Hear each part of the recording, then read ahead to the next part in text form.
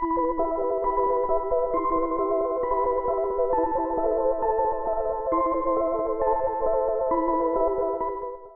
guys, welcome back to my channel. This is Jenny from Polly's Paper Studio, and today I have a project share for you. I've created a mini album that is displayed in a Halloween decor stand. This is using my Gypsy Soul laser cut chipboard pieces and quite a few other items, and I will explain those as we go along. So basically, the first element is going to be the stand, and this is created using the phone and tablet stand. It's kind of a chipboard piece, and you assemble it, and what it would do is hold a device up so that you can see it and it won't be flat. So I've taken a few additional elements from the chipboard section to embellish this. So these are some petal corners, and I have them finished in a silvery embossing powder that is heat set, so it's nice and shiny. I did the same finish for this wrought iron fence, and then I've added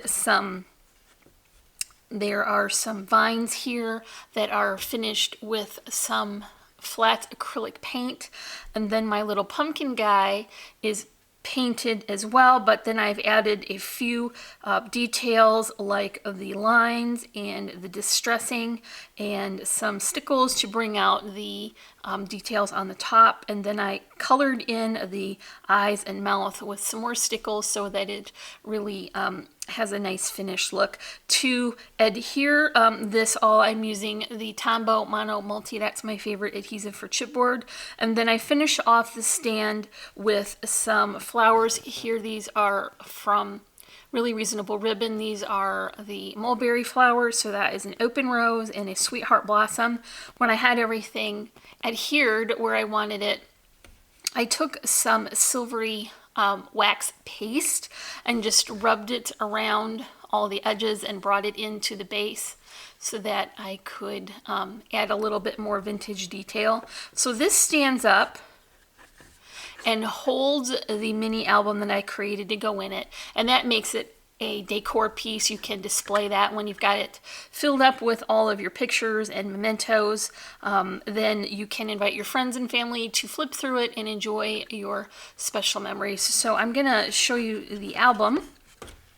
This base starts as an ATC folder, and the nice thing about that is it already has the pockets built in, which is great, makes it much more sturdy, and it saves a step from having to add those, so you can insert some tags. For the cover, I've got a doodle frame here, and that has a silver finish, and then also I have a painted finish that is embossed with some clear matte embossing powder to add a text. It's very difficult to see on camera, but when it is on the post for Gypsy Soul Laser Cuts tomorrow, you'll be able to see, because I can get some close-up shots. And it's a very subtle detail. It almost looks like damask fabric, but it is definitely adding some depth to the frame. There will be a step-by-step tutorial on how I finish these items there as well, so you can check that. I'll leave a link in the description below, but that post will be going live on the 16th in the morning. That is on a Sunday. So I have some really lovely little vintage images here, and I've stacked them up with a sentiment.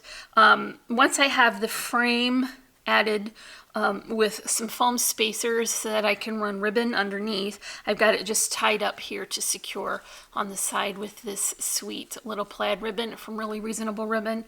I've got some vintage buttons here as well, and these flowers are a mix from Really Reasonable Ribbon and Little Birdie Crafts. So I really like that the tones of these are very vintagey, because this is not super bright, and I wanted it to be in a similar tone so that it wasn't shocking to have something very vibrant. I've added a couple sequins here as well, and then this sentiment is popped up on a spacer so that I can just keep building up the dimension on this. On the cover, On the spine, I've got it wrapped with some burlap string. I don't know if that is going to show up well on camera, but these do.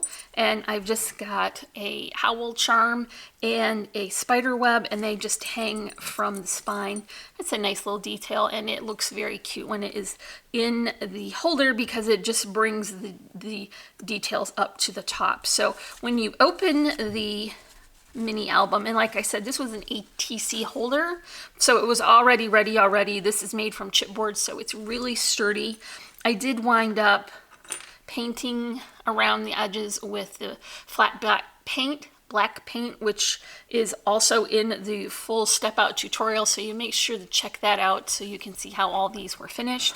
So because this is a bit narrow, I wanted to include some tags and then some inserts that folded, because that really helps to bring a lot of real estate to your book if you can double essentially the space inside. So I've got the pockets finished with some coordinating pattern paper, and then I've stacked up some vintage images here for the front, and then there's room on the back to add pictures and journaling.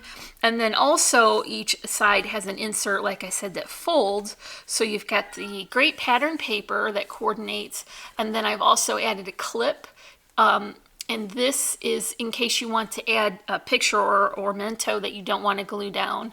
You can just slide it under that clip. So I did that for the front, and I think this is a great place to add journaling because it has lines, and you can just, write your, memories on it and then clip it underneath, and so that will stay nice and tucked in there. I finished the back of the book as well so that all of the edges are complete. And then this is the inserts are created with 110-pound cardstock, so this really is very substantial and sturdy.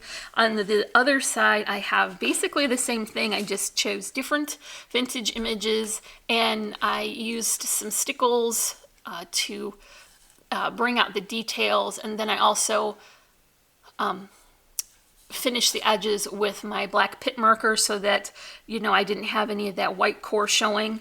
And then this side has an insert as well with a clipped on journal tag, and then the pattern papers on the inside. So this is great for putting your pictures in. It's not a large space, so this would be good for your selfie cameras or your Instamax, the smaller pictures, or if you've cropped them, you could definitely stack them up and add them to here, and then more room on the back as well. So tuck those into the pockets, and then display this inside the holder,